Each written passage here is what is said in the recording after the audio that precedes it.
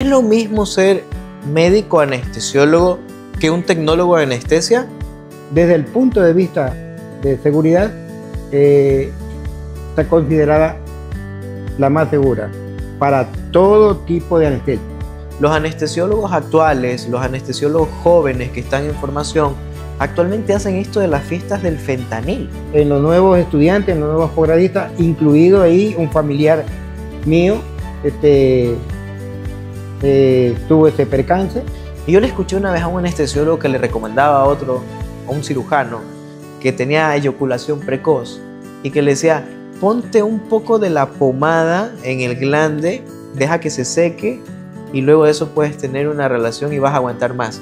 Durante la anestesia sentí que vi a mi abuelita, que vi a mi tío, que ya está fallecido, que me estaba acariciando la cabeza. Tú dijiste hace poco que te dio polio cuando eras pequeño y la gente que no lo conoce, cuando mi papá camina, tiene una piernita más pequeña que la otra. Vivió 4 años.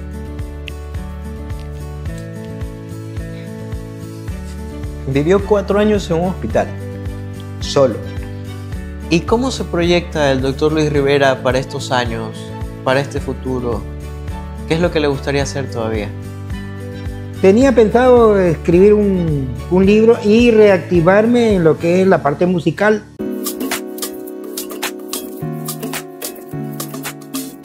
Hola, ¿cómo están? Bienvenidos a su podcast A Mandil Quitado. Y llegó el 10º capítulo de la primera temporada. Y como lo habíamos dicho anteriormente, íbamos a hablar de anestesiología. Y para mí es un honor presentarles al doctor Luis Rivera Valle, mi padre, anestesiólogo. Padre, bienvenido. Hijo, a tu segmento, un gusto. tu programa. Gracias. Y como sabes, la temática del programa, hay que retirarse el mandil para iniciar con nuestro podcast.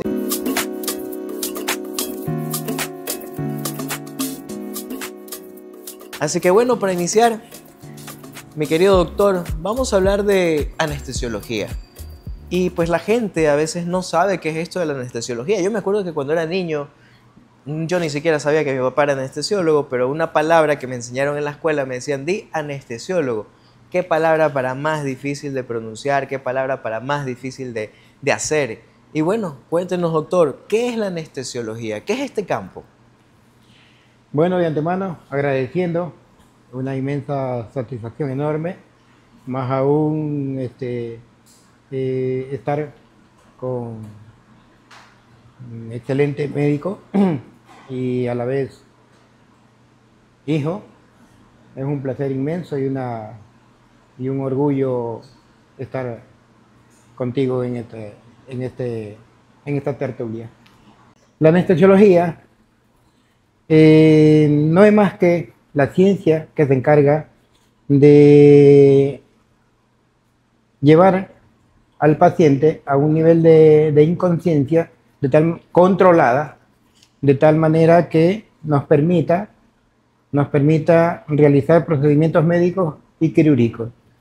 En este nivel de inconsciencia también tratamos de cubrir lo que es bloquear la parte dolorosa, térmica, sensitiva, visceral y controlar el sistema neurovegetativo. En realidad es una especialidad de mucha responsabilidad, de mucho esfuerzo y hay que estar ahí. Esta es la... Ok, y para que la gente entienda un poquito, ¿es lo mismo ser médico anestesiólogo que un tecnólogo de anestesia? ¿Cuál es la diferencia? El médico anestesiólogo es un profesional completo. Es un profesional que ha estudiado primero la carrera de medicina. Exactamente. Y más aún asumo que en su época, padre, yo me acuerdo que usted tiene el título de doctor en medicina y cirugía y luego hizo la especialidad en anestesiología. Exactamente. Yo soy médico clínico, quirúrgico y luego hice mi especialidad en la rama de la anestesiología. A diferencia del tecnólogo que solamente hace sus 3 años de ese tipo de de profesión, pero en la cual ellos no tienen, desde el punto de vista legal, la potestad de ejercer ningún procedimiento quirúrgico, sino solamente de ser coayudante del médico anestesiólogo. ¿Y por qué preguntaba esto? Porque ahorita hay mucho de este tema de cirugía plástica, cirugía estética o cirugías low cost, que le llamamos a bajo costo, a bajo presupuesto, en donde quien da anestesia no es un médico especialista de anestesiología, sino es un tecnólogo de anestesia. Entonces, pues ahorita nos ha corregido el doctor y nos ha dicho que el tecnólogo es o un asistente, o un ayudante, o una mano derecha del anestesiólogo para llevar así una anestesia segura. Y ya entrando un poquito más en el tema del campo de anestesiología, nosotros vamos a hablar un poco de la historia, porque la gente debe conocer de cómo inició la anestesiología, aunque yo sé que actualmente igual en ciertas provincias o ciertas partes del mundo existe el médico todólogo, el médico que opera, el médico que da la anestesia y él mismo se ayuda. O sea, eso existió en el pasado. Antiguamente la historia nos remonta a decir que el anestesiólogo o el primer anestesiólogo era el cirujano. El cirujano dormía al paciente y luego se ponía a operar. Eso con el paso del tiempo se descubrió que no era lo más efectivo y cada una de las ramas médicas se especializaron para dar una atención segura al paciente. Entonces, en la historia de la anestesia, papá, de lo que a ti te ha tocado ver, ¿con qué medicamentos tú iniciaste? ¿Qué máquinas de anestesia? Hablando un poco de la historia, todavía no entremos en los diferentes tipos de anestesia, pero ¿qué nos puedes contar un poquito? Porque igual tú ya eres de una generación mucho más anterior que tiene la oportunidad de haber visto un inicio diferente de este campo a como tenemos ahorita todos los sistemas y sensores en anestesiología. Bueno, en realidad mis inicios parten desde el año 1988. De ahí para adelante vengo ya ejerciendo esta loable especialidad. Y sí, los primeros pininos que uno realiza fueron difíciles. Desde el punto de vista que en ese entonces, a pesar de que ya se conocían muchos medicamentos, no teníamos la tecnología de monitorización ni los avances en lo que es la parte invasiva, como el tener una excelente vía periférica, más aún ahora con toda que se hace eco dirigido, la monitorización. Usted regresa a ver al monitor y le indican desde el punto de vista de que el tubo está mal puesto, pero inmediatamente, O sea a que, los segundos, o sea que eso no antiguamente, tuvimos eso. claro, nosotros, esta antiguamente podemos decir que un anestesiólogo era como medio MacGyver, porque tenía que vérselas de todo solamente con el estetoscopio, escuchando directamente los ruidos pulmonares, los ruidos cardíacos. O sea, era un médico bastante completo. ¿Y por qué tocó este punto? Porque a veces el médico anestesiólogo es ese héroe sin capa que realmente es el que tiene toda la vida del paciente a su cargo.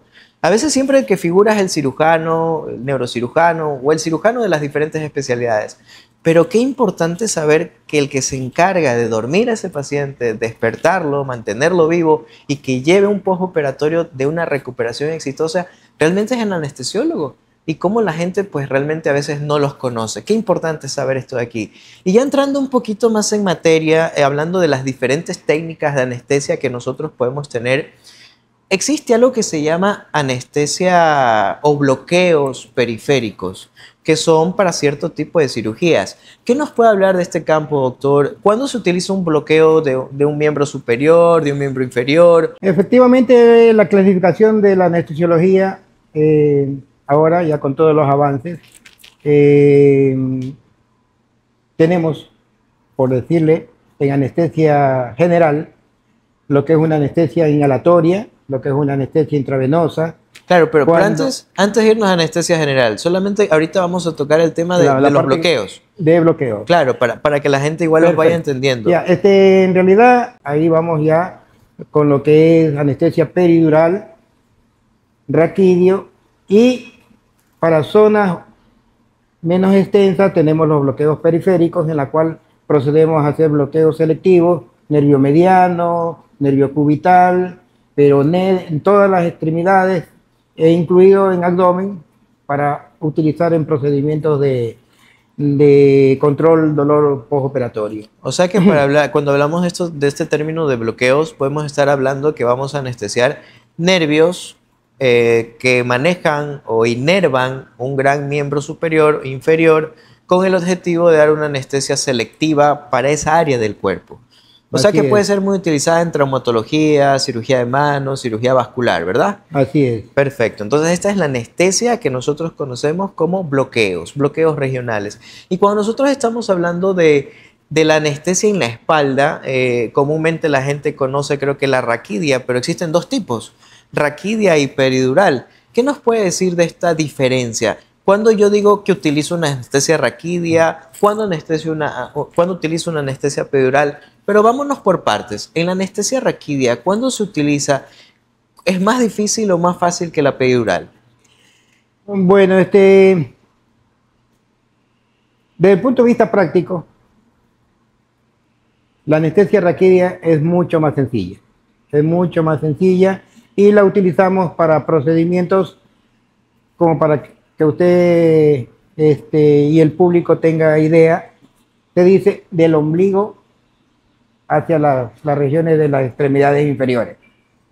Y cuando tenemos ya poco más alto, incluido hasta la región cervical, ahí tenemos lo que es la peridural. Porque la peridural uno la puede hacer y por intermedio de la aguja de peridural procedemos a introducir un catéter que nos puede dar bloqueos mucho más altos de los que nos permita la aguja directamente. Metemos el catéter y por ahí enviamos dosis de rescate dependiendo del tiempo de duración del procedimiento quirúrgico. O sea que desde el punto de vista práctico, puedo decir que cuando un anestesiólogo recién está empezando en su formación, la anestesia raquidia pasa a ser como su as bajo la manga porque pasa a ser la más rápida, la más fácil de aprender, pero sirve solamente para anestesiar el cuerpo del ombligo hacia abajo. Ya la anestesia peridural requiere un poquito más de experiencia porque a nivel de la perforación, si perforo la dudara madre, puedo llevarla a tener pues otro tipo de complicaciones. Qué interesante también conocer esto de aquí porque cuando lo vemos en la práctica diaria, a veces el paciente confunde anestesia raquidia, peridural y miren que sí tienen diferencias y que la una requiere un poquito más de experiencia o un poquito más de preparación o de tener ese tino para llegar al lugar oportuno donde se va a poner la anestesia. Y ya entrando un poco más, saliendo un poco de este tema de la anestesia que esta normalmente va en la espalda, vamos a entrar al tema de la anestesia general. ¿Y qué es esto de la anestesia general? Porque la gente igual lo confunde. Siempre la gente cuando escucha anestesia dice, no, doctor, yo no quiero que me pongan la inyección que me pusieron en la espalda. Pero la anestesia general es una anestesia que por lo general se pone por suero. ¿Qué nos puede decir de esto, doctor? ¿Qué es la anestesia general? ¿El paciente está totalmente dormido? ¿Cómo se usa? ¿En qué cirugía se usa? La anestesia general, desde el punto de vista de seguridad, está considerada la más segura para todo tipo de anestesia. Así yo piense dar por decirle, un bloqueo, tengo que pensar en que probablemente pudiera terminar dándole una anestesia general a ese paciente. Y más aún cuando el paciente, por voluntad propia del paciente, no desea que se le ponga ningún tipo de anestesia, llamamos conductiva, a las que son raquidias, peri. Entonces, tenemos la potestad de dejarnos llevar a veces por la voluntad del paciente. No dice, yo no quiero ir, quiero que me dé una anestesia general. Las variantes en anestesia general son 4. Yo puedo darle una anestesia inhalatoria, limpia y pura, inhalatoria. Puedo hacer una anestesia intravenosa, limpia y pura igual. O puedo hacer una combinación de una anestesia intravenosa con una inhalatoria, que denominamos una anestesia balanceada. A su vez, también en pacientes, y para más aún, cuando el paciente desea un postoperatorio sin dolor, podemos hacer una anestesia conductiva, peridural con catéter y darle anestesia general. Esa anestesia pasa a ser una anestesia combinada.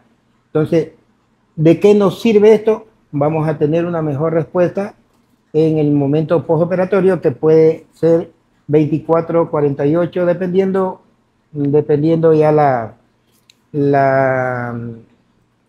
resistencia al dolor del paciente. Y cuando nosotros vemos en anestesia general que existe esa dificultad en la inducción o en la colocación de la anestesia, porque nosotros en anestesia general siempre va intubado el paciente, ¿verdad? Claro, esa es la... ¿Y qué nos puede decir, doctor, de esto de la intubación difícil? ¿Qué es esto de intubación difícil? ¿Cuándo yo digo que un paciente puede o no tener una intubación difícil? ¿Cómo yo determino esto de aquí?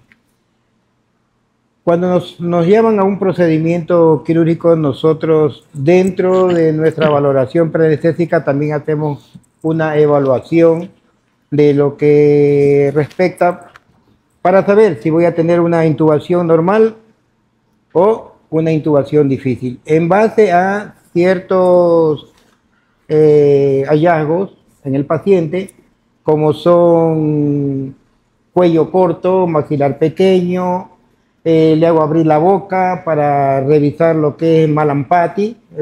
Dependiendo de todas estas evaluaciones, yo ya tengo una idea de que mi intubación no va a ser tan complicada. Más aún, en el momento de que yo pongo una mascarilla, tengo que valorar si voy a tener una ventilación dificultosa.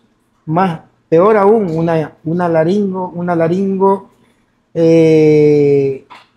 con dificultad por posible intubación difícil. Para ello, yo ya tengo que abastecerme de unos elementos extras que salen del stock normal de una intubación.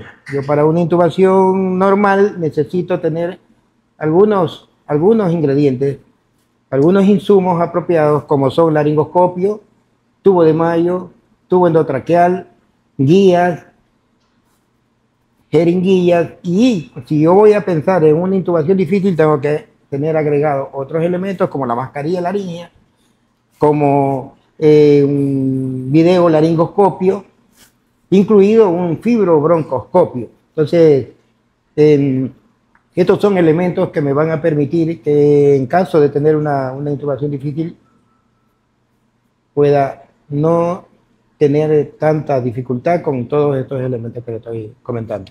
Qué importante es conocer un poquito al paciente antes, eso es lo que hablamos nosotros cuando hablamos de protocolo de cirugía segura, esa pequeña visita que el anestesiólogo puede hacer días antes, horas antes o el mismo de la cirugía un momento antes, donde va a identificar si el paciente tiene un cuello corto, tiene una mordida un poco pequeña y otros datos, como los ha dicho el doctor, que me van a mí a prevenir o me van a decir la dificultad que voy a tener en el momento de intubar. Y la tecnología, porque no es lo mismo intubar con un laringoscopio, que es una hoja metálica tradicional, que con un video laringoscopio, que es una cámara que me permite a mí ver en vivo y dónde estoy pasando el tubo para hacer una intubación segura. Qué importante saber esto de aquí. Doctor, ¿y qué nos puede decir de esto que no es tan nuevo realmente? Ya tiene algunos años, pero es el sistema TIVA. ¿Qué es el sistema TIVA? ¿En qué tipo de cirugías lo uso? ¿Y para qué funciona? ¿Cuál es la diferencia con el resto de anestesia general?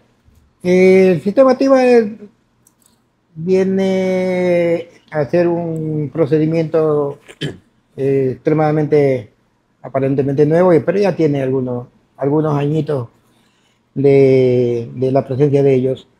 Y es justamente hacer una anestesia endovenosa totalmente regulada, controlada, introduciendo datos exactos del paciente y la máquina que nos sirve para hacer este sistema nos reporta la exactitud en lo que refiere a la administración de todos los medicamentos que utilizamos en ello, que son básicamente el propofol y el remifentanil. Ese es el procedimiento conocido y estandarizado como sistema activa. Esa es la... Qué interesante saber esto de aquí. Y como lo decían antes, cuando hablaba un poquito de la historia de la anestesiología, ¿cómo ha habido la evolución del control? Porque cuando yo veo anestesia general, como lo he dicho, el paciente está totalmente dormido, está intubado y está conectado a una máquina de ventilación mecánica. ¿Y cómo yo puedo ver esos parámetros? A lo largo de la historia se han ido inventando ciertos sensores que me dicen a mí profundidad anestésica, relajación. ¿Qué nos puede decir de esto, doctor? ¿Es importante tener toda esa tecnología para hacer una cirugía segura? ¿Realmente no funciona? ¿Cómo era la anestesia antes cuando no tenía estos sensores y cómo es ahora? A veces me causa un poco de risa pensar que yo tenía que utilizar lo que es una sonda nasogástrica. En el filo de la sonda nasogástrica poníamos un dedo del guante amarrado con una seda y la introducíamos por vía oral con el estetoscopio en los oídos, íbamos introduciendo y la sonda y escuchábamos la claridad de los latidos y del movimiento respiratorio, del murmullo vesicular, de tal manera que se ubicaba prácticamente detrás del área cardiovascular a nivel esofágico. Ese era nuestro monitor. Ese era su sensor. Mi sensor en esa época. El equivalente a toda la tecnología que tenemos. Aparte, lógicamente, que teníamos el tensiómetro, temperatura, eso sí ha habido siempre. Pero ese proceso, ese era nuestro, de tal manera que teníamos que estar casi siempre con el estetoscopio puesto, y más aún en momentos neurálgicos de la cirugía, para tener una evaluación exacta de lo que es la parte ventilatoria y de lo que es la parte cardiovascular.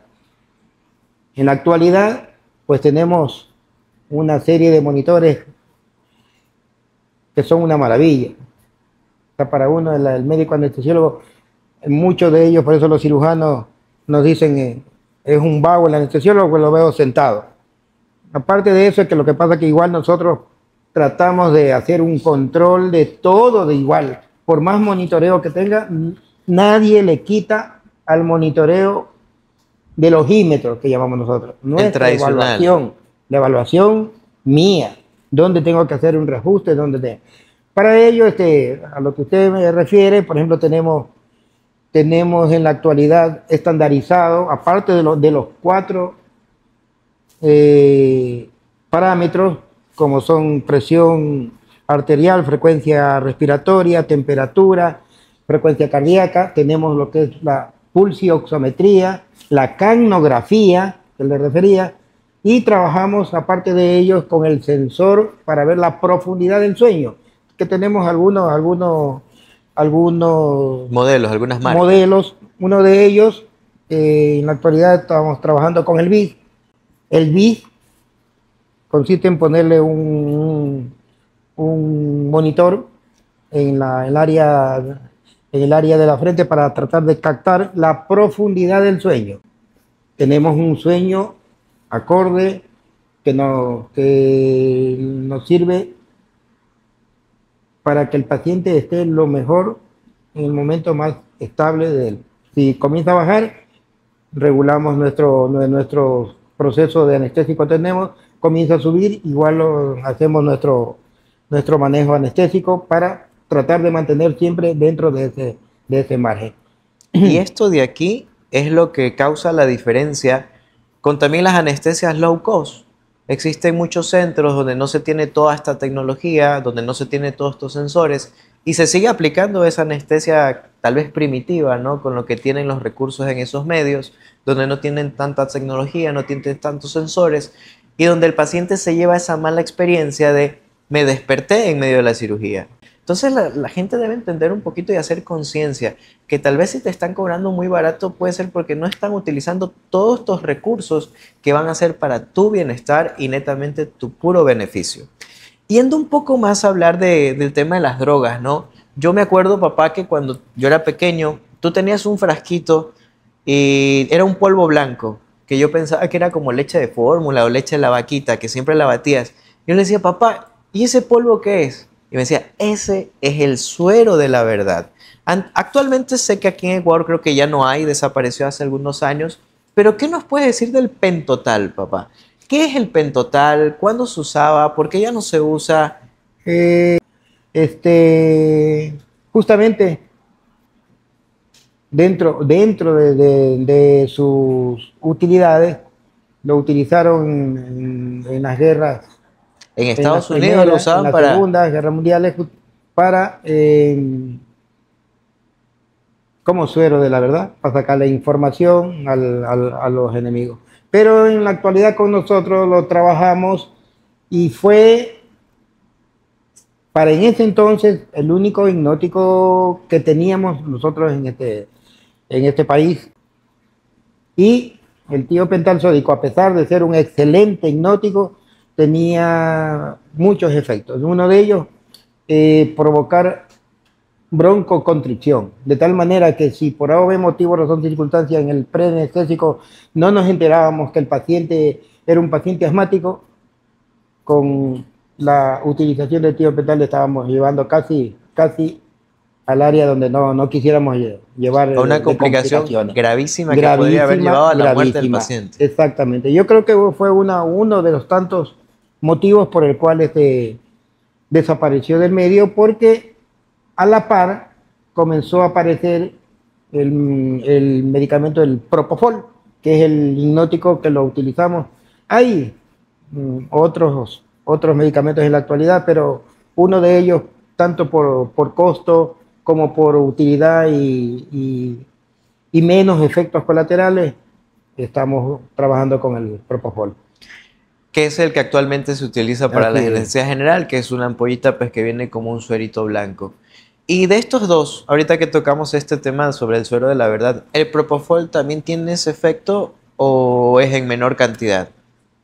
El Propofol tiene mucho en menor cantidad. El tío Pental era un poquito más llevadero en ese asunto. Ok. Otro de los medicamentos que yo alguna vez te escuché hablar mucho, realmente no sé si está aquí en Ecuador, pero sí he escuchado de otros anestesiólogos que me dicen que lo traen de países vecinos, sobre todo de Colombia, de Venezuela o de Perú, porque les gusta usar mucho en la cirugía plástica y en la cirugía pediátrica. La ketamina. Es un excelente hipnótico, pero también tiene sus efectos colaterales. Uno de ellos es que es una sustancia totalmente alucinógena.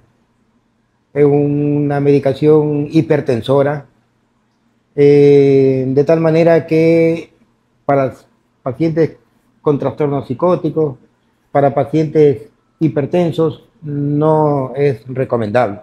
Ok, y hablando un poquito más de, porque todas estas drogas que estamos mencionando son drogas que se utilizan en anestesia general y que igual la gente debe conocer de manera general, ¿no? El midazolam, el dormicum, ¿qué es este medicamento? ¿Es un hipnótico? ¿Es un analgésico? ¿Qué provoca en el paciente? ¿Para qué sirve? Que tiene unos efectos magníficos, y ese para mí es mi as bajo la manga. Yo, antes que el Propofol, me tengo un inmenso cariño al midazolam. ¿Por qué motivo o razón? Porque primerito es un ansiolítico, es un tranquilizante, pero igual hay que saberlo trabajar. Yo trabajo con este medicamento haciendo microdosis. Hay muchos compañeros nuestros que trabajan haciendo macrodosis, que al trabajar de esa manera va a presentarse las complicaciones propias de un benzodiazepínico, como uno de ellos, la depresión respiratoria, en la cual usted tiene que estar cauteloso y muy pila para asistir y darse cuenta de lo que está. Pero de ahí, bien manejado el midazolam, porque por sus indicaciones, aparte de ser un ansiolítico tranquilizante es un medicamento que le provoca amnesia y el paciente se queda y en lo que uno trabaja con la parte inicial, un recuerdo, el mejor recuerdo que tenga. Qué Súper bueno. bien. Ajá. ¿Y el rocuronio qué es? ¿Para qué sirve? El rocuronio es un medicamento también de actualidad de los derivados relajantes musculares. El rocuronio lo trabajamos solamente para la anestesia general, en lo que es la parte que nosotros denominamos de inducción de la anestesia. ¿Es un Cuando relajante muscular? no, en la inducción de la anestesia trabajamos con 3 pasos. Hipnótico, que es el propofol, analgésico, que trabajamos con fentanilo, remifentanilo, y ya una vez que está bien dormido el paciente, porque no le vas a poner relajante a un paciente despierto, porque yo me levanto y te pego, dijo alguna vez un paciente, bien dormido, sin dolor, ahí ponemos el relajante. ¿Por qué el rocuronio, que es un relajante Entonces, muscular no despolarizante? o sea que es importante para hacer una intubación segura tener esos tres. Claro, Hipnótico, para que analgésico y relajante relajante muscular. muscular. O sea, y en el orden, como me lo acaba de decir, porque si yo pongo primero el rocuronio, el paciente prácticamente lo deprimo y se lleva una No, muchísima no, mala no, experiencia. no es que lo deprimes, lo llevas a una parada respiratoria. Wow.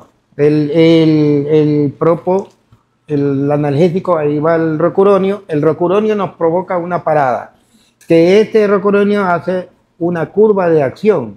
El inicio de ese rocuronio, ya a los 3 segundos, el paciente entra en parada respiratoria. Con un pico entre 2 y 3 minutos ya usted procede a intubar. Por eso que a veces, oye, ¿por qué no lo intubas pronto? No, no, yo tengo que esperar mi pico máximo y la acción de este rocuronio más o menos de 25 a 35 minutos para volver a hacer una dosis de rescate en tipos de cirugías que pasan la media hora, la hora, puede ser el rescate sucesivo, pero el rocuronio hay que saberlo manejar. Ese ya le puedes provocar tranquilamente la muerte si es que no No lo sabes sabe hacerlo. usar. Y hablando de otro de los fármacos que más adelante vamos a hablar otros puntos que son importantes que la gente los entienda, pero que sé que se utiliza mucho en anestesia, el fentanilo. ¿Cuál es su efecto en la anestesia general o para qué sirve? El fentanilo es el analgésico, mm, ya tiene también un buen tiempo establecido, derivado de los opioides, tal como el remifentanilo, pero igual hay que saberlo utilizar. Y justamente recomiendo siempre la utilización. Hay muchos médicos colegas que lo trabajan en dosis que se denominan macrodosis. Yo, en lo personal, siempre vuelvo y repito, trabajo con microdosis. Porque me evito, a pesar de ser un excelente analgésico, igual tiene sus problemas o efectos colaterales. El primerito, depresión respiratoria. Actúa a nivel central, cerebral, y el segundo, si uno pone una dosis, macrodosis, puede provocarse lo que se denomina en nuestra especialidad un tórax leñoso, con incluido a veces cierre de la glotis, y en la cual ahí es una emergencia emergente. Para tratar de evitar eso es que uno tiene que tratar de regular la dosis, saberla trabajar, no hay apuro, tanto en la inducción como en el destete, siempre tiene que uno proceder de una manera lo más lábil posible. Qué interesante saber esto de aquí. Y bueno, hemos hablado un poquito de todo lo que son generalidades de anestesia y vamos a pasar, este programa lo vamos a dividir en 3 segmentos. Voy a tener un segmento nuevo que es al final, pero voy a pasar al segundo segmento, que es ese segmento de las preguntas del día a día, de lo que la gente me ha dicho, de lo que la gente pues quiere saber o tiene esas curiosidades en anestesia. Y ahorita tocó la última parte con la cual yo inicio. Esto del edema de glotis, si bien según escucho, requiere mucho de la experiencia del anestesiólogo, saber cuándo sacar el tubo, cuándo poner un medicamento. ¿Qué es el edema de glotis? ¿Cuándo se produce? ¿Y qué es lo más importante de que la gente debe entender de esto de aquí? En sí, la glotis es la entrada del aire. Entonces ya se sabe el significado de mantenerlo en una posición abierta. Puede agrandarse y obstruir o hacer movimientos bruscos, que es el cierre de la glotis. En el momento de la extracción, e incluso de que uno toca las paredes alrededor de la glotis y provocar a cerrarse y hacer un cierre de glotis. Y eso es prácticamente un momento recontra estresante, difícil, si es que uno no sabe los mecanismos o utilizar la medicación para la cual nosotros podamos volver a permeabilizar esta vía. O sea que en el momento de sacar el tubo, ejemplo, si se me da un poquito de saliva o topo con el tubo las paredes de la glotis, se puede cerrar. A eso le digo, y es que no solamente por estimulación directa, sino por utilización de cierto tipo de medicación que el paciente, uno sin querer queriendo, no se dio cuenta que es alérgico. O sea, una alergia también me puede dar un cierre. La alergia es una de las más frecuentes. Te cierra la glotis. El medicamento que el paciente es alérgico y que uno ignoró o sin querer lo puso, eso te provoca. Por eso no solamente puede ser, le dije mecánico, puede ser por la querer entrar saliva, con una gotita que esté ahí y toque el área, eso se cierra. Y uno tiene que saber utilizar hacer los procedimientos adecuados para poder volver a hacer permeabilizar el...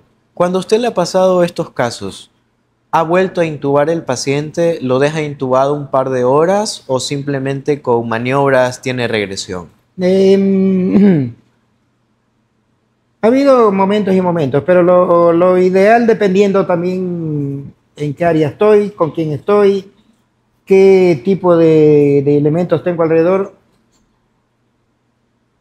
y qué tipo de reacción fue lo que le provocó el cierre, veo la posibilidad de o asistirlo si es que es posible, y si no, porque hay momentos que si usted no utiliza la medicación exacto, es imposible tratar de introducir el tubo. No puede abrir, porque eso se cierra como una mordida de esos perritos con la mandíbula puesta. No puede. Tiene que utilizar la medicación exacta para poder reabrir. Porque así usted quiera intentar meter el tubo, esto está cerrado y prácticamente ahí uno se dirige al máximo para que nos apoye y nos ayude en esos instantes. Qué importante saber estos temas de bastante interés. Y ya entrando en otra de las preguntas frecuentes, hace poquito hablamos de todos los fármacos que se utilizan en anestesia general, pero en su época juvenil, cuando estaba en la residencia, ¿habían estas fiestas de anestésicos?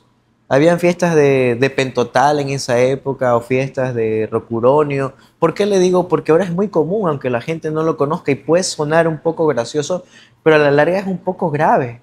Los anestesiólogos actuales, los anestesiólogos jóvenes que están en formación, actualmente hacen esto de las fiestas del fentanil.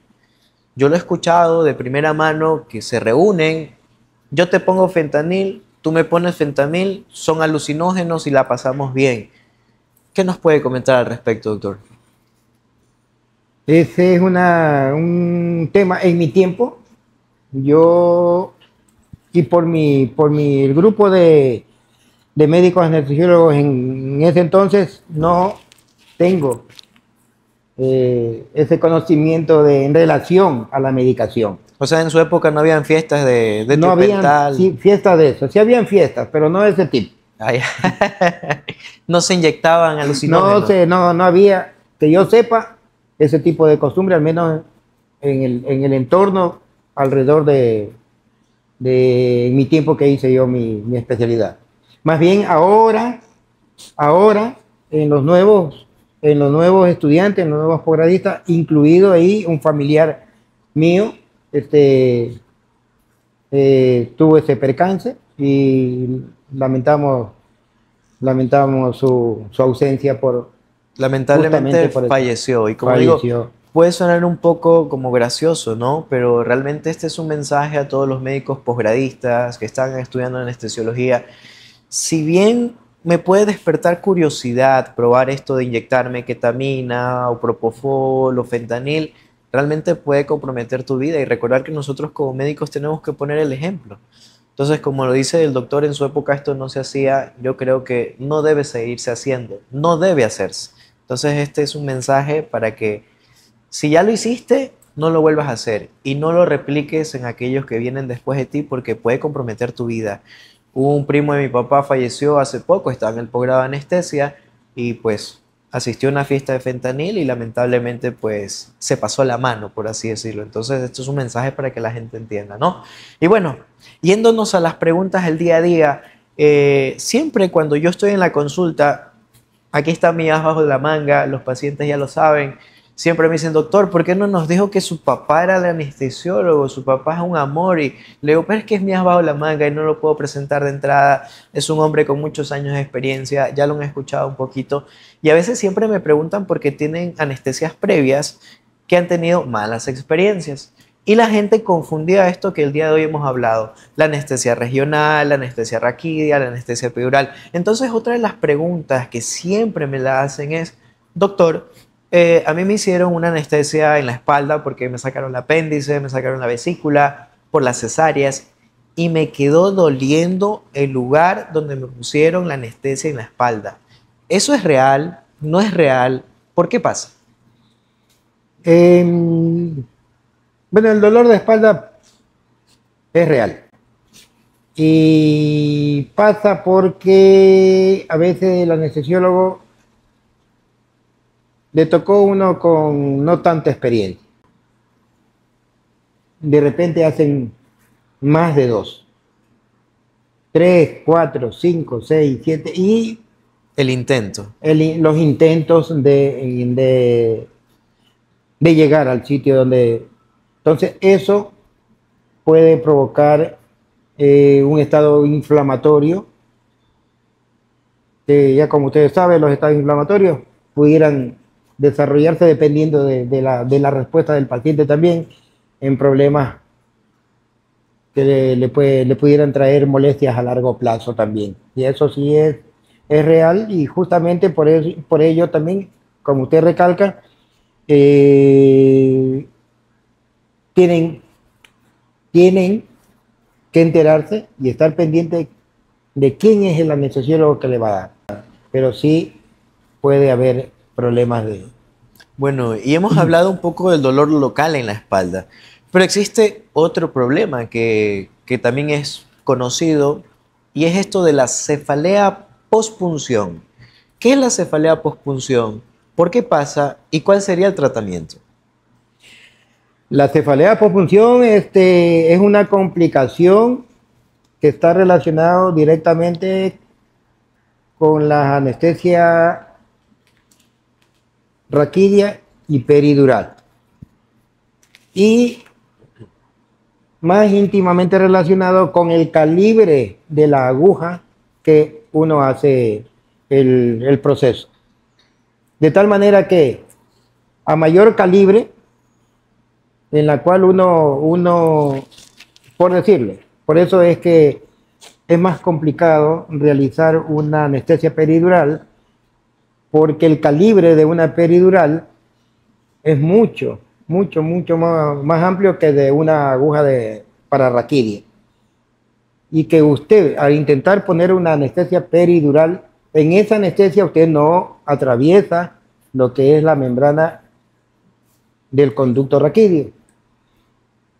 Pero por error, usted atravesó, prácticamente es una paciente que va a tener va a estar propensa a tener una cefalea posfunción, porque la cefalea posfunción se da cuando usted en la membrana provoca un orificio en la cual luego del procedimiento se va a estar escapando el líquido cefalorraquídeo. Y eso es lo que va a provocar el grado de cefalea, porque hay cefaleas posfunciones que no le deseo a nadie. De tal manera que pensando en eso, y ahí va la experiencia de uno, que yo, por decir, hasta las raquídeas, la generalidad, a pesar de ser más joven, utilizan anestesia raquídea con aguja número 25 para todo tipo de pacientes, tanto joven, adulto como mayor. Yo, por ejemplo, en pacientes jóvenes, trabajo con la aguja número 27, que es de un calibre extremadamente fino y en el cual el índice de presentación de cefaleas por pulsión es muy corto, muy corto. A diferencia de que con la 25 va a tener un porcentaje mucho mayor. El manejo de una cefalea por función va a depender del grado de síntomas y signos del paciente. De tal manera que el manejo es la cefalea y el manejo es un reposo absoluto, pero que ni siquiera puede mover los ojos. No le desearía a ninguno que tenga ese tipo de molestia. Pues bueno, qué importante es igual el tema de la experiencia y de todo lo que nos ha venido comentando, pues, mi estimado doctor. Y hablando del día a día, ¿no? Otra de las preguntas comunes. En su práctica, en la experiencia, porque a veces a mí me preguntan, no, doctor, es que yo soy muy flojo, no, doctor, es que yo no quiero anestesia, le tengo miedo a eso. ¿Qué le ha tocado a usted que sean más flojos, los hombres o las mujeres? Los ¿Quién? hombres. Los hombres. ¿Quién Los sale hombres. desmayado ahí en plena punción? Los hombres se han ido De cabeza. literal, de cabeza. Literal se han ido de cabeza y son los varones. Son tanto así, y que no solamente un paciente cualquiera, los mismos médicos, los mismos cirujanos. No me digas así. Bueno, Los mismos cirujanos tienen temor al anestesiólogo. a la anestesiólogo. No es verdad. Yo siempre a mis pacientes, si están viendo este programa, yo se los digo, a los varones sobre todo, me dicen, no, doctor, le digo, yo como varón, como médico, mi asistente lo sabe, me toca sacarme sangre, yo soy así, hasta ahora. Porque sí, pues lamentablemente los varones somos más flojos y más aún pues los varones médicos, como nos cuenta pues acá mi querido doctor. Y otra de las cosas que es muy frecuente, ¿no? Siempre nos dicen, doctor, yo durante la anestesia sentí que vi a mi abuelita, que vi a mi tío, que ya está fallecido, que me estaba acariciando la cabeza, que me estaba cuidando. ¿Ha tenido algún tipo de experiencia de estas con algún paciente? ¿O qué nos puede decir? ¿Es real? ¿No es real? Es real porque acuérdese, doctor, que hay tipos de cirugía. Hay cirugías en las cuales que se dice electivas, y hay cirugías de emergencia, y de emergencia a emergente. En esos procedimientos, prácticamente el paciente siente que sigue la luz por pérdidas grandísimas de volumen, De sangre. de sangre. Entonces, prácticamente se viene pegando un viaje, lo que nosotros, y eso es lo que el mensaje en sí, el cirujano hace su parte, pero nosotros hacemos la mayor parte, de regresarlos de la luz, del final de la luz. Y justamente ellos conversan todo lo que han, Ese tipo de lo que han venido experiencias. de experiencia. Eso sí Sí. me ha tocado escuchar Sí, justamente esta semana tuvimos una paciente de Estados Unidos que también me dijo lo mismo. Me dijo, doctor, yo la verdad que no quería despertarme en la anestesia. Fue una experiencia espectacular, no me dolió nada, me sentí súper bien. Pero lo que más me gustó es que yo sentía como mi abuelita que está fallecida me estaba acariciando y por eso no quería despertarme. Entonces, pues sí, sí puede pasar, es real y qué bueno pues igual contar este tipo de experiencias de los pacientes cuando se hace una anestesia segura. Otra de las cosas que yo he escuchado, no se lo he escuchado a usted papá, pero lo he escuchado, Lo escuché a algún otro anestesiólogo que le daba un consejo a otro cirujano que a la final está viendo el programa, no se sienta aludido. Es este secreto que los anestesiólogos, puedo decir que los anestesiólogos porque son los que manejan el tema de los anestésicos, ¿no? Existe un anestésico que se utiliza para anestesia local, también se utiliza para bloqueos de piel y otras cosas como es la lidocaína, la roxicaína. Y yo le escuché una vez a un anestesiólogo que le recomendaba a otro, a un cirujano, que tenía eyaculación precoz y que le decía, ponte un poco de la pomada en el glande, deja que se seque y luego de eso puedes tener una relación y vas a aguantar más. ¿Es real, no es real? ¿Qué es lo que hace la lidocaína o este anestésico local a nivel del glande? Es real, ¿No la ha hecho tan usted? real.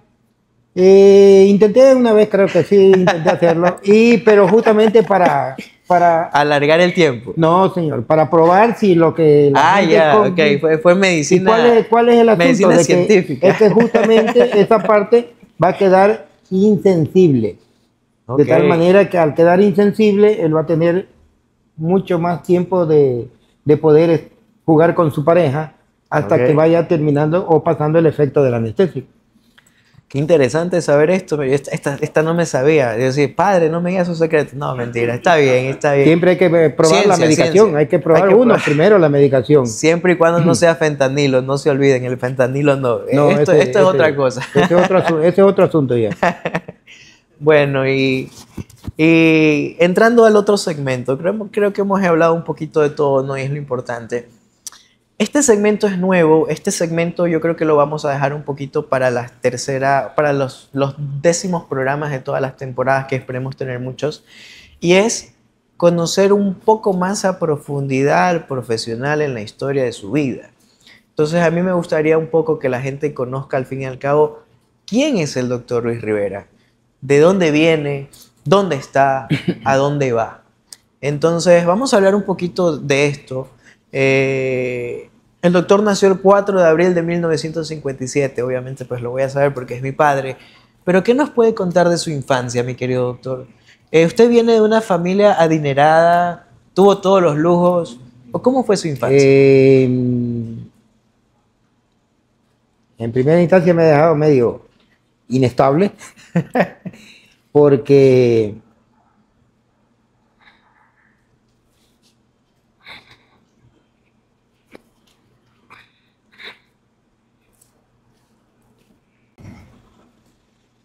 la vida de cada uno es una historia. Cada quien tiene una historia propia. Vengo de una familia relativamente para el tiempo pobre.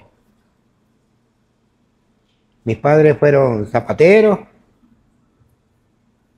Encima de eso yo pasé 3, 4 años ingresado en un hospital porque a mí de pequeño me dio polio. A los 5 o 6 años yo ya más o menos salí y compartí con mi familia. Eh, Dios da muchas cosas que a la larga uno debe quedar siempre agradecido. A mí en ese entonces, ya para los 6 años, 7 años, me dio el don de ser, porque mi papá era músico. O justo cuando a los 6, 7, que yo me recuerdo con exactitud, comencé y me dio el don de ser cantante. Mi papá fue compositor, se llamó Enrique Rivera, compositor de muchas canciones conocidas como La Culebra, El Peregrino. Mi mamá, colaboradora y acolitadora de mi papá, siempre en toda su profesión también. Fue pasando el tiempo, el canto nos ayudó mucho, he trabajado desde muy pequeño, tanto así que vivíamos en un área, para entonces Guayaquil, el área donde actualmente todavía vive mi mamá a los 95 años, la señora Carmen de Rivera. Portete y La Octava, o conocido como La Chala o Puerto Lisa, era el final en ese entonces para el año de 1960 al 70 era casi la final de lo que era Guayaquil. De ahí en ese empezó a crecer. Ahí eran en los últimos colectivos que había. Entonces, relativamente nosotros vivíamos en un área totalmente marginal. Tanto así que nadie supo, nadie sabía de que fui creciendo.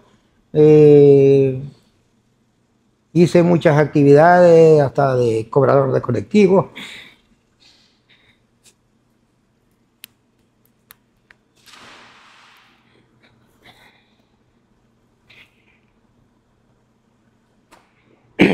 Hasta que terminé mi colegiatura, siempre con el apoyo de mi señora madre, a quien le debo mucho y creo que toda la familia le debe mucho porque fue muy empujadora, eh, me acompañó en todo, me apoyó en todo, tanto así que me acuerdo yo de que de sexto grado quise ser médico, no sé ni cómo, ni cuándo, ni por qué, ni de dónde iba a sacar yo eh, el dinero que de todas maneras representaba estudiar ese tipo de carrera, pero nos dimos la forma, con el apoyo de ella, ingresé a la universidad. En mi barrio ni sabían que yo estudiaba medicina. Peor aún cuando me incorporé de médico. Siempre también hemos estado ligados con lo que es la música. Mi papá, vuelvo y recalco, compositor, músico, hasta su partida estuvo siempre ligado a la zapatería y a la música. Pero una excelente persona también, con todos sus defectos y virtudes, como todos nosotros. Esa más o menos es La historia un poco de la infancia y de la adolescencia.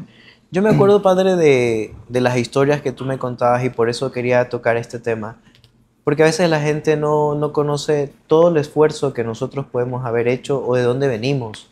Y siempre es importante saber de dónde venimos, dónde estamos y a dónde vamos. Una de las experiencias que tú me contaste, tú cantaste creo que en el canal 4, en el canal 8, y tú tienes una anécdota de pequeño, ¿no? Tú ganaste un concurso de canto. ¿Qué les puedes decir a la gente sobre esa anécdota en especial? Es a eso que me refería. Dios me dio ese don de cantar. Participé a los 7 años y medio, de 7 años y medio, pues, en La Tacunga, y hicieron un concurso a nivel nacional y justamente ahí gané lo que es el Cotopaxi de oro, que en ese entonces de verdad que a la familia le cayó como oro en polvo. Luego de ello,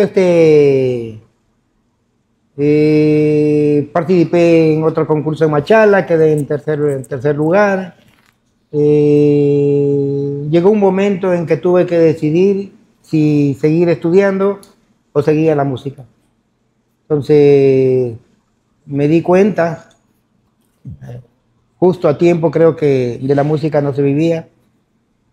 Entonces creo que lo más seguro era seguir estudiando. Entonces, por eso. Pero sin embargo, como hobby hasta la actualidad, me gusta la música y apenas haya oportunidad siempre estoy presto, y aunque nunca me ha gustado hablar en público, pero cuando canto no hay público. Canto para el que esté y el que no esté, y para el que le guste y no le guste. Alguna vez yo me acuerdo que lo dijiste hace poquito y me dijiste, no importa ser pequeño en estatura con tal de ser grande de corazón y de persona. Tú dijiste hace poco que te dio polio cuando eras pequeño, y la gente que no lo conoce, cuando mi papá camina, tiene una piernita más pequeña que la otra. Vivió 4 años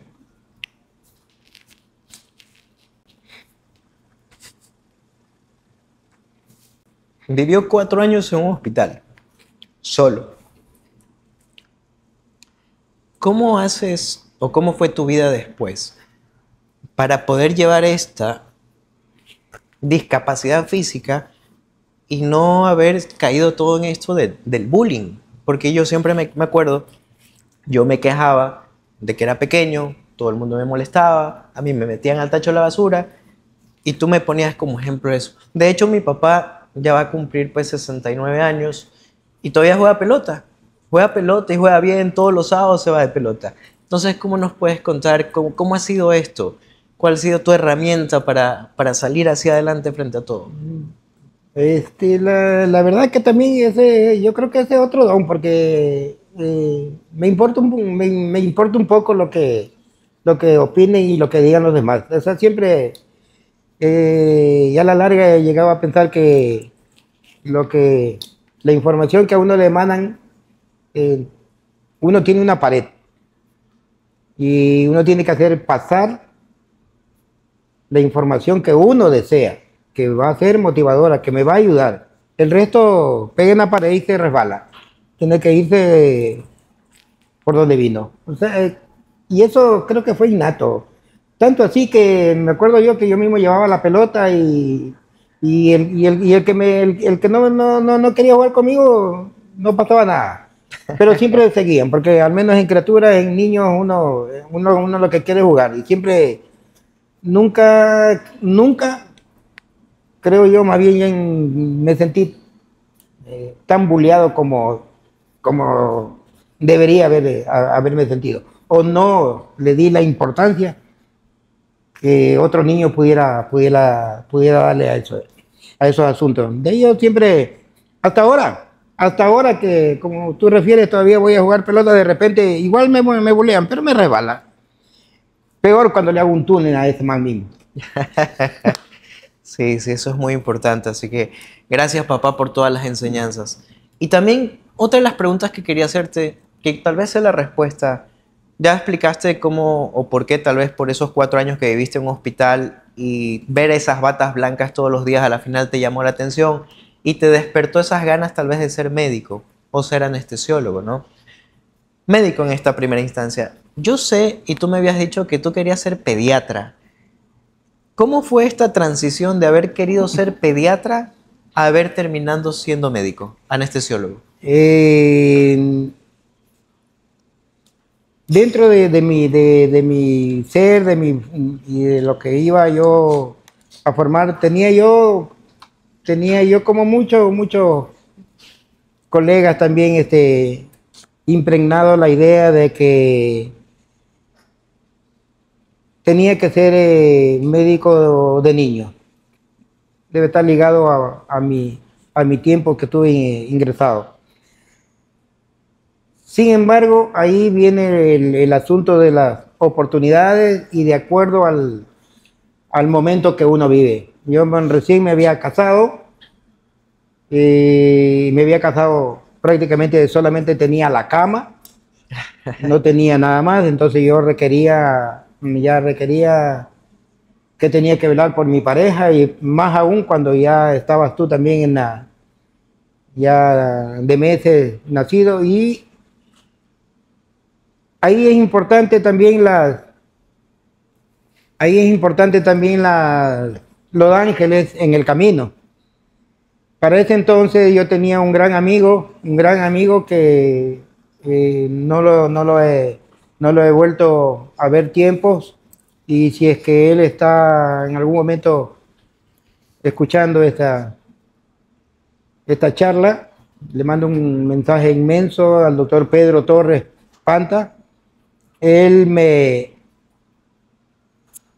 Yo estuve en Riobamba ejerciendo la medicina cuando llaman a concurso aquí en Guayaquil, y él me inscribe, él me hace todo el trámite de inscripción para anestesiología en el Teodoro. Le digo, pero yo quiero ser pediatra, conversando con él. Pero a su vez me dice, lo que pasa es que para anestesiología hay pocos candidatos. Y me lo expuso, tienes que asegurarla.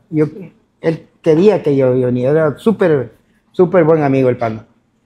Y efectivamente, entonces fue una toma de decisión por conveniencia. Por Yo no, oportunidad y no necesidad. tenía tanto conocimiento de la anestesia propiamente dicha, pero ya una vez tomada la decisión y realizado y por suerte logré ganar en el concurso para entrar. Qué importante. Qué bueno saber estas pequeñas experiencias, ¿no? Cómo la vida nos da esas oportunidades y nos permite, pues, elegir una que puede ser la mejor hasta estas oportunidades de la vida. Si pudiera cambiar algo del pasado, de todo lo que ha vivido en la vida, ¿cambiaría algo o no? No, no, no cambiaría, no cambiaría. Yo creo que, Porque sé que tuvo también la oportunidad de irse a Chile. Esa es otra. Cuando yo era pequeño, yo sé claro, que a usted le dijeron, aquí tiene su plaza en Chile, doctor, aquí lo esperamos como anestesiólogo, venga.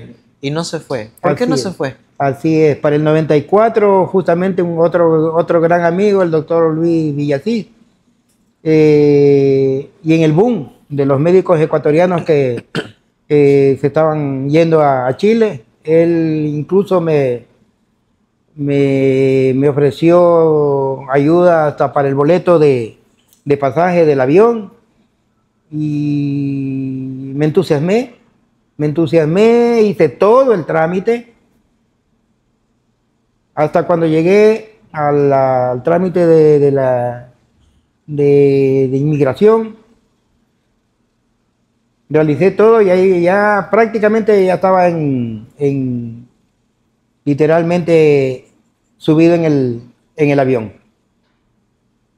Y ahí es que cambié la decisión porque mi niña recién tenía un mes.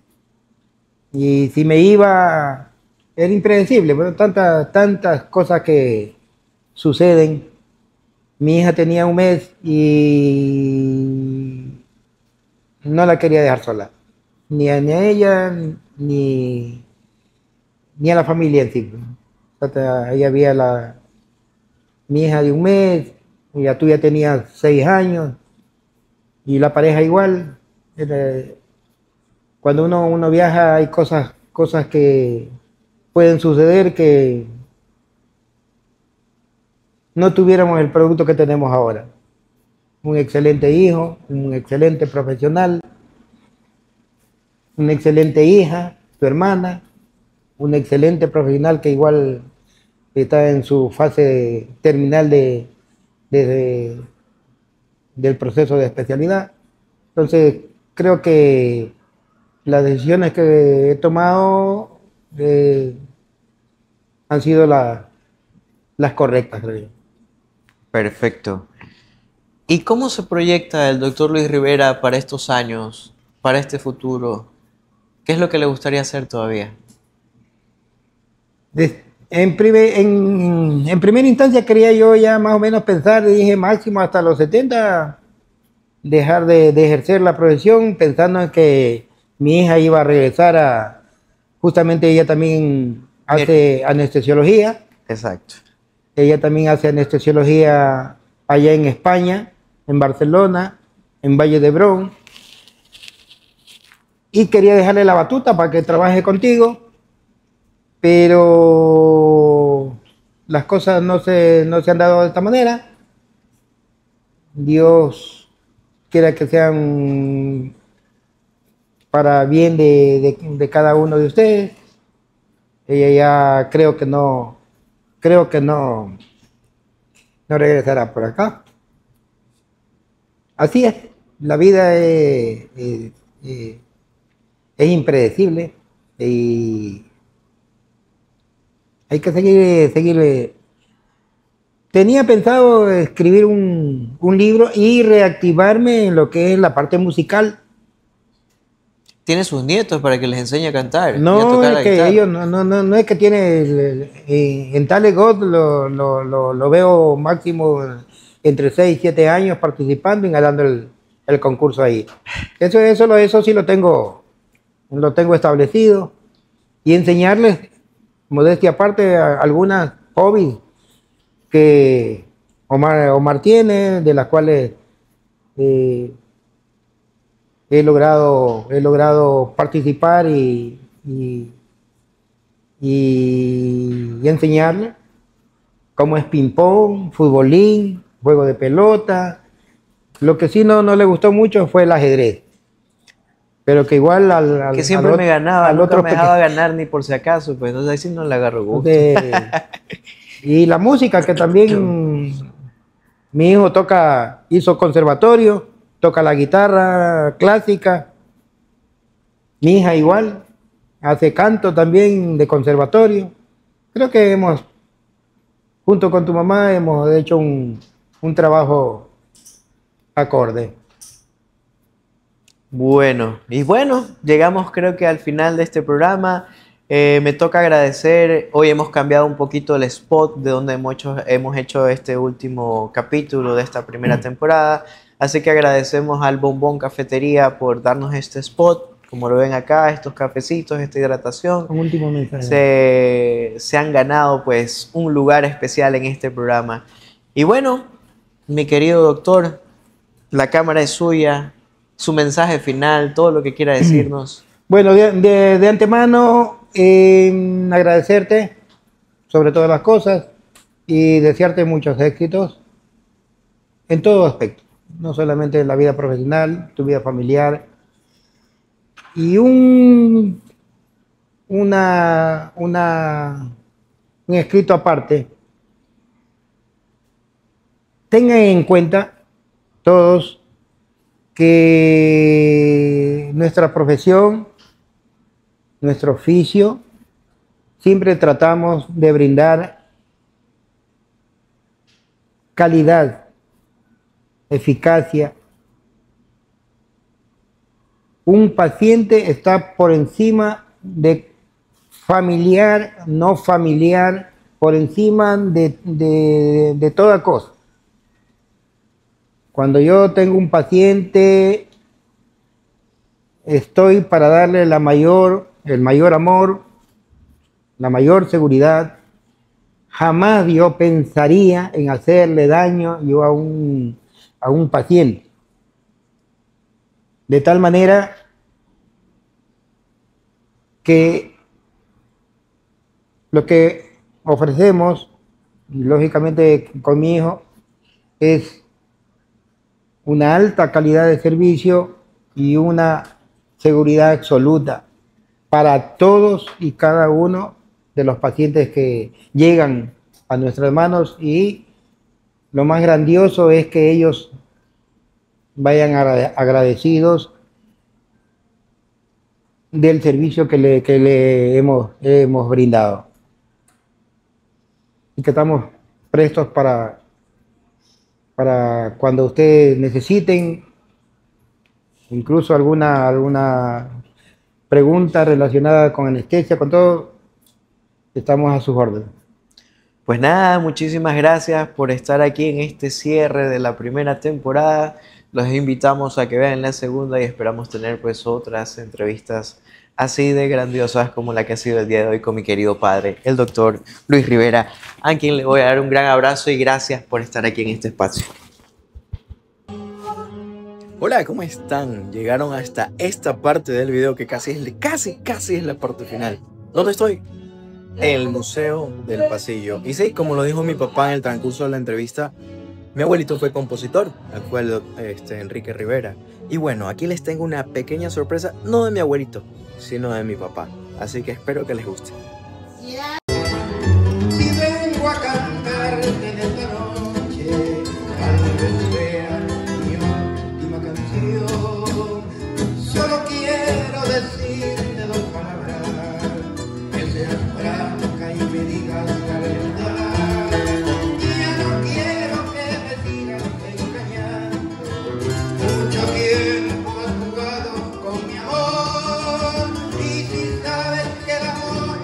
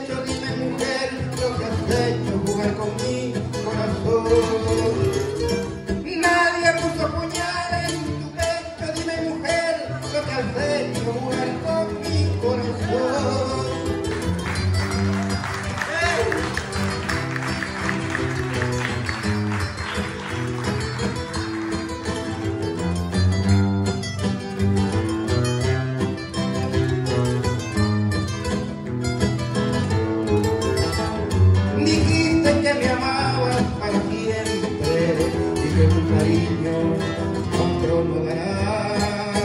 Si en la vida la muerte nos separa, en la otra nuestras almas se unirán. Y de todas las promesas que me hiciste, te burlaste, mujer, con pasión. Devuélveme los besos que te he dado y olvídame, no quiero más tu amor. Devuélveme los besos que te he dado y olvídame, no quiero más tu amor. ¿Quién te obligó a decir que me quieras si tu cariño nunca fue mío? Nadie puso puñal en mi pecho, dime mujer, lo que sé jugar con mi corazón. Nadie puso puñal en tu pecho, dime mujer, lo que sé jugar con mi corazón. Gracias.